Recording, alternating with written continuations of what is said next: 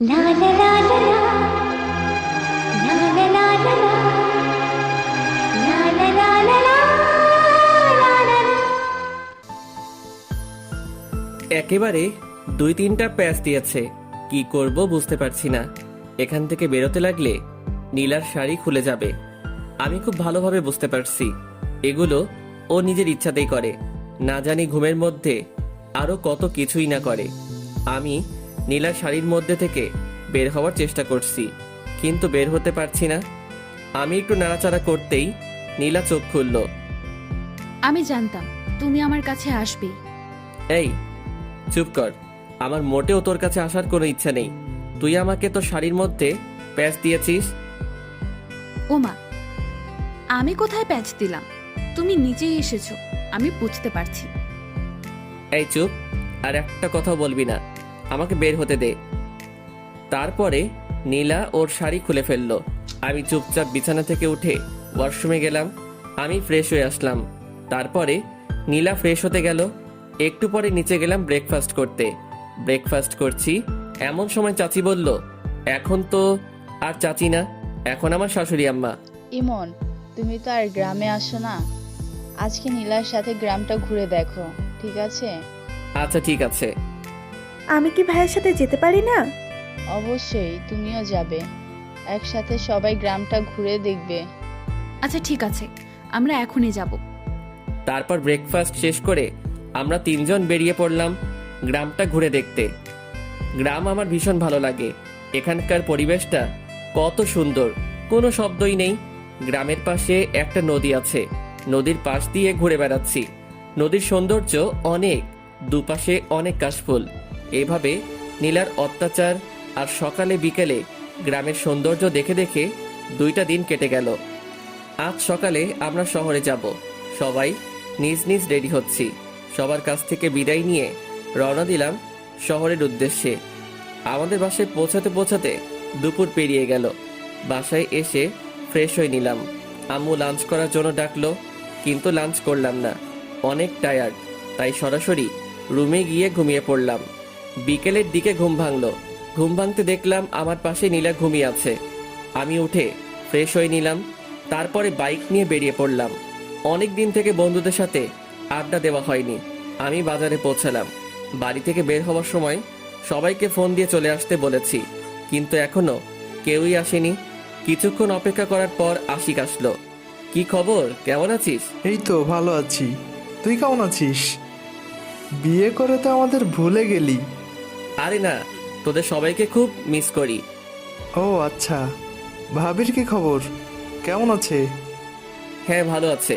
এইভাবে দুজনে বসে গল্প করছি। কিছুক্ষণ পর হাসিব আর সামি আসলো। আমরা 4জন ক্যারাম খেলতে শুরু করলাম। আমরা নিয়মিত ক্যারাম খেলি। কিছুদিন না খেলায় আমি তেমন খেলতে পারছি না। ক্যারাম খেলছি আর সিগারেট টানছি। কখন যে রাত হয়ে গেছে বুঝতেই পারি নাই। আমরা সবাই যে যার বাসায় চলে আসলাম। আমার বাসায় পৌঁছাতে পৌঁছাতে রাত 9টা বেজে গেল। কলিং বেল দিলাম। আম্মু এসে দরজা খুলে দিল। আচ্ছা তোমরা যাও, আমি ফ্রেশ হয়ে আসছি, তারপরে আমি ওয়াশরুমে যাব। এমন সময় নীলা এসে সামনে দাঁড়ালো। কি সমস্যা তোর, সামনে দাঁড়িয়েছিস কেন? তুমি কোথায় গিয়েছিলে আমাকে না বলে? কোথায় যাব না যাব সেটা কি তোকে বলে যেতে হবে নাকি? আই ওয়েট, তুমি কি খেয়েছো? কি খেয়েছি মানে? তুমি স্মোক করো? সিগারেটের গন্ধ বের হচ্ছে। শর্ত সামনে থেকে। আমি নীলার পাশ কাটিয়ে ওয়াশরুমে গেলাম। তারপরে ফ্রেশ হয়ে নিচে গেলাম ডিনার করতে। দেখলাম আম্মু, আব্বু, জান্নাত, নীলা সবাই বসে আছে আমার জন্য। একসাথে ডিনার করবে, তাই আমি গিয়ে বসে পড়লাম। আম্মু খাবার সার্ভ করতে শুরু করলো। আম্মু, তুমিও বসে পড়ো, আমাদের সাথেই খাবে। আচ্ছা ঠিক আছে, বসছি, তোরা খেতে শুরু কর। আব্বু, আমার কিছু কথা ছিল। হ্যাঁ বলো। আব্বু, আমি এখন জব করব। অনেক তো বসে থাকলাম, এখন একটা কোনো কাজ করি। তাছাড়াও এখন তো বিয়ে করেছি, একটা জব করা দরকার। না, তোকে কোনো জব করতে হবে না। ধ্যাত, ভালো লাগে না। আমার একটা কথাও তোমরা শোনো না। আমি ডিনার না শেষ করে রুমে চলে আসলাম।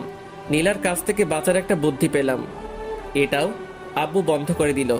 এখন কি করব, কিভাবে এই পিচ্চি শয়তান্নির হাত থেকে বাঁচবো? একটু পরেই নীলা আসলো। নীলা এসে দরজা লক করে দিল।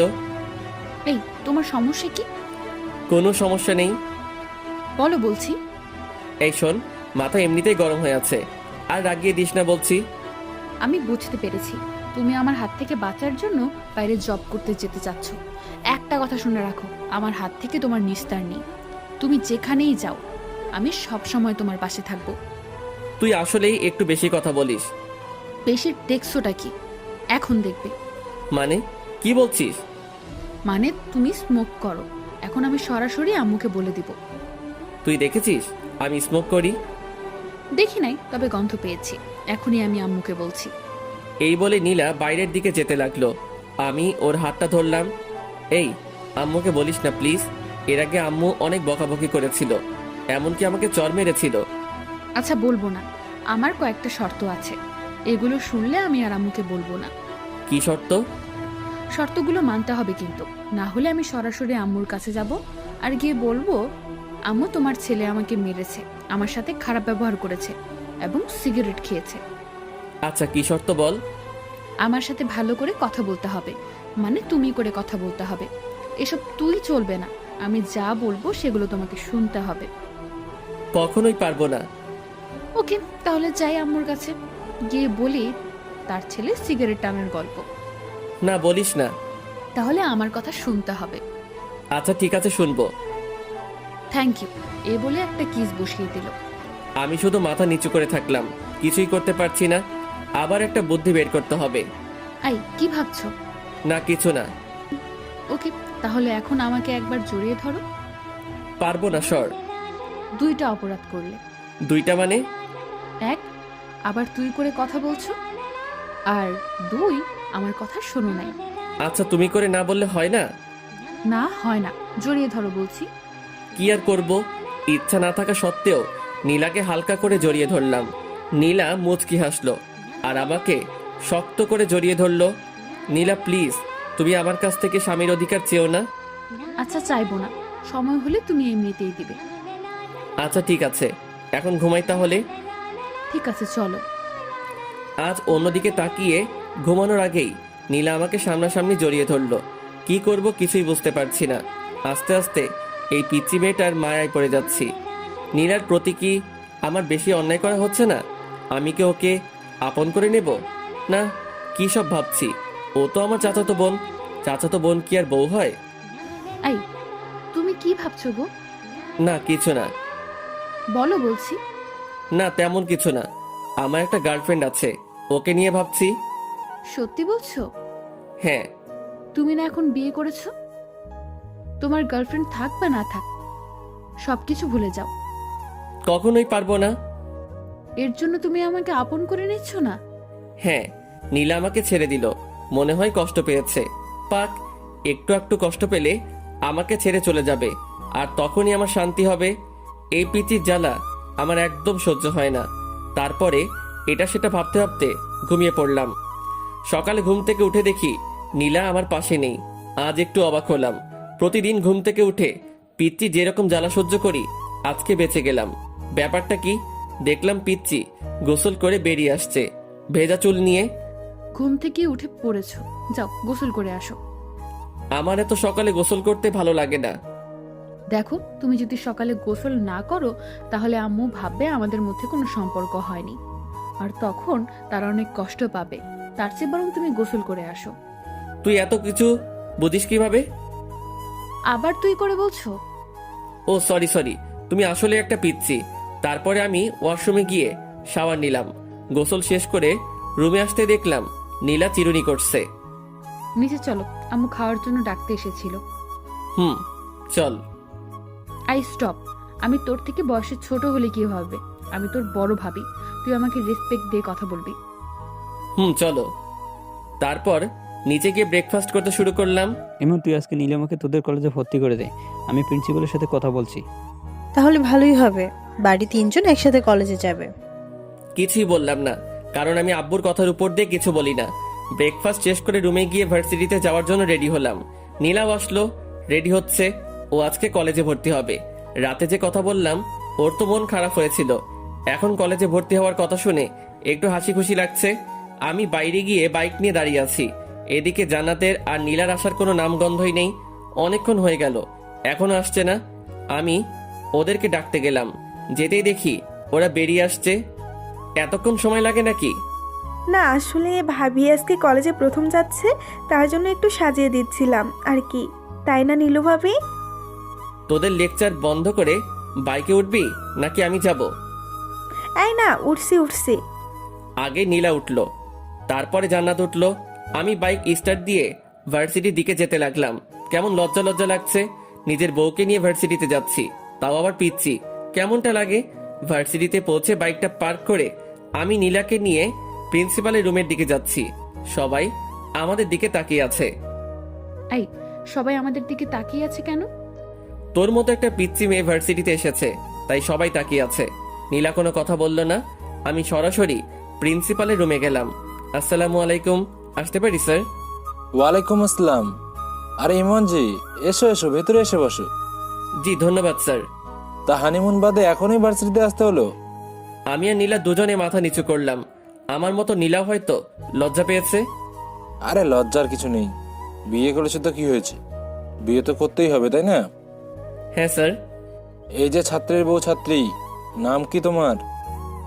নীলা। শুধু নীলা নাকি দুজনের মিল করে নীলা ইসলাম? নীলা মাথা নিচু করে মুচকি হাসলো। আচ্ছা ঠিক আছে, আর লজ্জা দিচ্ছি না, আমি সব ব্যবস্থা করে রেখেছি, তুমি শুধু এখানে একটা সাইন করো। নীলা সাইন করলো। নীলা শোনো, তোমার সিলেবাস দেখে তুমি ভার্সিটির লাইব্রেরি থেকে প্রয়োজনীয় বইগুলো সংগ্রহ করে নিও। ঠিক আছে স্যার। তারপর আমি আর নীলা প্রিন্সিপাল স্যারের রুম থেকে বেরিয়ে আসলাম। এই শোনো, আমাকে আমার ক্লাসটা দেখিয়ে দাও। ওই দিকে যা। ওই দিকে বললে হবে না, আমাকে পৌঁছে দিয়ে আসো। আমি নীলাকে ওর ক্লাসরুমের দিকে এগিয়ে দিলাম। ভার্সিটির সব ছেলে মেয়ে আমাদের দুজনের দিকে তাকিয়ে আছে। তাকাবেই না কেন? আজ পর্যন্ত আমার পাশে আমার 2-3টা বান্ধবী ছাড়া অন্য কাউকে দেখিনি। আজ হঠাৎ করে আমার পাশে নীলাকে দেখে হয়তো সবাই তাকিয়ে আছে। আমি নীলাকে ওর ক্লাসরুমটা দেখিয়ে দিলাম। তারপরে আমি সরাসরি আমাদের আড্ডা দেওয়ার জায়গায় চলে গেলাম। আমাকে দেখে সবাই চমকে উঠলো। মামা, তুই ভার্সিটিতে? আজব ব্যাপার তো। আমারও তো একই কথা, তুই হঠাৎ ভার্সিটিতে আসলি মানে? কেন, আমার কি ভার্সিটিতে আসা বারণ আছে নাকি? না, বারণ নেই, তবে তুই মাত্র 5 দিন হলো বিয়ে করলি আর আজকে ভার্সিটিতে চলে আসলি। ভাবির সাথে রোমান্স করবি, সেটা না করে হঠাৎ ভার্সিটিতে, তাই আমরা সবাই একটু অবাক হলাম আর কি। তোরা জানিস না, তোদের ছাড়া আমার একদমই ভালো লাগে না, তাই তো ভার্সিটিতে চলে আসলাম। থাক, হয়েছে হয়েছে, এখন বিয়ে করেছিস, আর কদিন পর তো আমাদের চিনতেই পারবি না। এখনই চিনতে পারছি না। তা ভাবি কোথায়? পড়াশোনা করতে হবে না? হ্যাঁ, পড়াশোনা তো করাতেই হবে। আজকে তো ইন্টার ফার্স্ট ইয়ারে ভর্তি করে দিলাম। কোন কলেজে মামা?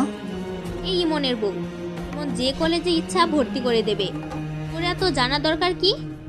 না, ভাবিকে দেখে শুনে রাখার দায়িত্ব তো আমাদের সবারই, তাই না?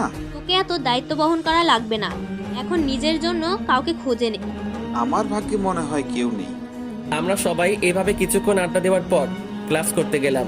2টা ক্লাস করলাম, আর ভালো লাগছে না। তারপরে আমি, আশিক, হাসিব, সামি 4 জন গেলাম বাজারের দিকে। বাজারে গিয়ে ক্যারাম খেললাম, ধোয়া ছাড়লাম, আর কিছুক্ষণ আড্ডা দিলাম। একটু পরে ফোনটা বেজে উঠলো। ফোন বের করে দেখলাম জান্নাত ফোন দিয়েছে। হ্যালো ভাইয়া, তুমি কোথায়? তাড়াতাড়ি ভার্সিটির দিকে আসো, ভার্সিটি বন্ধ হয়ে গেছে, ভাবিকে কোথাও খুঁজে পাচ্ছি না। আচ্ছা ঠিক আছে, আমি এক্ষুনি আসছি। দোস্ত তোরা থাক, আমার একটু কাজ আছে, আমি যাচ্ছি। তারপর আমি বাইকে স্টার্ট দিয়ে ভার্সিটির দিকে গেলাম। ভার্সিটিতে পৌঁছে দেখলাম জান্নাত বাইরে দাঁড়িয়ে আছে। নীলা কোথায়? ভার্সিটি বন্ধ হওয়ার পর সবাই যখন চলে যাচ্ছিল, আমি তখন অনেক খোঁজাখুঁজি করেছি, কিন্তু নীলা ভাবিকে কোথাও পাইনি। এত ছাত্রছাত্রীর ভিড়ে আমি ভাবিকে কোথায় খুঁজবো? আচ্ছা তুই কোনো চিন্তা করিস না, আমি খুঁজে বের করছি। তুই একটা রিক্সা নিয়ে বাসায় চলে যা। আচ্ছা ঠিক আছে ভাইয়া, ভাবিকে খুঁজে পেলে আমাকে ফোন করে জানিয়ে দিও। আচ্ছা ঠিক আছে। আমার তো মাথায় কোনো কাজ করছে না, আমি কোথায় খুঁজবো নীলাকে? বাড়িতে আম্মু আব্বু যদি জানতে পারে তাহলে আমাকে তো আস্ত রাখবে না। কোথায় গেল এইটুকু পিচ্চি মেয়েটা? ও তো গ্রামের মেয়ে, শহরের কিছুই ভালোভাবে চিনে না। এখন আমি কোথায় খুঁজবো নীলাকে? চিন্তায় আমার হাত পা ঠান্ডা হয়ে যাচ্ছে।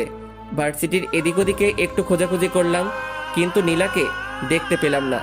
আজ নীলার যদি একটা কিছু হয়ে যায় তাহলে আমি নিজেকে ক্ষমা করব কিভাবে? ভীষণ দুশ্চিন্তা হচ্ছে। কি করব আমি? কোন দিকে যাব? ফোনটা বেজে উঠল। বের করে দেখলাম জান্নাত ফোন দিয়েছে। হ্যালো। ভাইয়া তুমি বাসায় চলে এসো, ভাবি চলে এসেছে। আচ্ছা ঠিক আছে, আসছি। যাক, এতক্ষণ একটা স্বস্তির নিঃশ্বাস ফেললাম। এই পিচ্চি মেয়েটার জন্য কতই না চিন্তা হচ্ছিল। আজকের মতো বেঁচে গেছি। এরপর থেকে আর এমন ভুল করা যাবে না। আমি বাইকটা স্টার্ট করে রওনা দিলাম বাসার উদ্দেশ্যে। বাসায় পৌঁছাতে পৌঁছাতে 2টা বেজে গেল। কলিং বেল দিতেই জান্নাত এসে দরজা খুলে দিল। ভাইয়া আম্মু খুব রেগে আছে কিন্তু। আমি ভেতরে চলে আসলাম। আম্মু সরাসরি আমার কাছে এসে আমার গালে একটা কষে থাপ্পড় বসিয়ে দিল। আমি চুপচাপ মাথা নিচু করে ফেললাম। এইরকম থাপ্পড় আমি মাঝে মধ্যে খাই, ব্যাপার না। তোর জ্ঞান বুদ্ধি কিছু আছে? এইটুকু একটা মেয়েকে ছেড়ে কোথায় গিয়েছিলি? ওর যদি কিছু একটা হতো তাহলে কি করতি তুই? আমি চুপচাপ মাথা নিচু করে আছি। এখন কিছু বলা যাবে না, কারণ আম্মু ইজ ফায়ার। কি হলো, চুপ করে আছিস কেন? কথা বল, ওর কিছু হলে কি করতি তুই? আম্মু, আমি একদম বুঝতে পারিনি। এরপর থেকে আর এরকম হবে না। বুঝতে পারিস নাই মানে? এত বড় হয়েছিস, তোর জ্ঞান বুদ্ধি হবে কবে? আম্মু সত্যি, এরপর থেকে আর এই রকমটা করব না। তোর আব্বু জানতে পারলে আস্ত রাখবে না। যা উপরে যা, নীলার মনটা একদম খারাপ হয়ে আছে, ওর সাথে কিছুক্ষণ কথা বল। আচ্ছা আম্মু। আমি ওপরে গেলাম, দেখলাম নীলা বিছানার এক কোনায় মন খারাপ করে বসে আছে। আমি গিয়ে নীলার সামনে দাঁড়ালাম। নীলা প্লিজ আমাকে ক্ষমা করে দে, আমি একদম বুঝতে পারিনি। ক্ষমা চাওয়ার কিছু নেই, তুমি তো আমার থেকে দূরে থাকতে চাও। না, আসলে আমি মনে করেছিলাম তুই জান্নাতের সাথে বাড়িতে চলে আসবি। প্লিজ আমাকে ক্ষমা করে দে। এরপর থেকে আমি তোকে একা রেখে আর কোথাও যাব না। অমনি নীলা এসে আমাকে জড়িয়ে ধরলো। মানে এত শক্ত করে জড়িয়ে ধরেছে বলে বোঝাতে পারবো না। মনে হচ্ছে কোনো ওয়ালের চিপায় আটকে পড়েছি। তারপরে নীলা। হ্যালো বন্ধুরা, এই গল্পের পঞ্চম পার্ট পেতে হলে আমাদের চ্যানেলটি সাবস্ক্রাইব করুন। গল্পটি কেমন লাগলো তা না হয় কমেন্ট বক্সে জানাবেন। ধন্যবাদ সবাইকে।